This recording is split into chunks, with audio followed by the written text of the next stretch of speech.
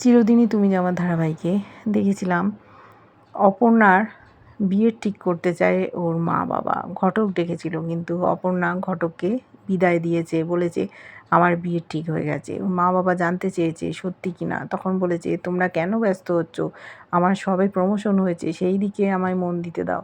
বুঝতে পারছো না কেন, আমাকে প্রমাণ করে দেখাতে হবে আমিও তার যোগ্য। ওর বাবা বুঝতে পেরেছে, ওর মা বলছে যে তারাসুন্দরী মা বলে গেল তোর বিয়ের কথা, সেই জন্যই চেষ্টা করছি। বলছে তোমরা জোর করলেই কি বিয়ে হবে, যার সাথে হওয়ার ঠিক হবে, তোমরা ছেড়ে দাও না ভাগ্যের ওপর। দেখেছি মীরার মা অসুস্থ, সেখানে কাজ করছে রুম্পার মা।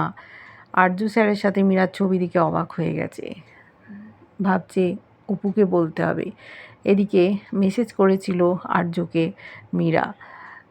আরজ রাতের বেলা অপর্ণার কথা ভাবছে, কি করে জুঁই ফুলগুলো অপর্ণার কাছে গেল বুঝতে পারছে না।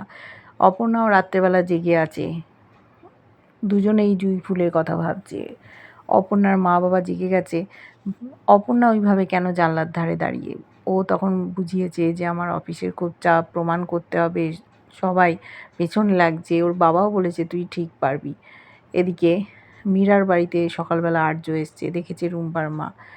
কী সম্পর্ক এদের, অপর্ণাকে বলতে হবে। অপর্ণা ওদিকে আশা নিয়ে বসে আছে, কি হবে এরপর দেখতে থাকবো।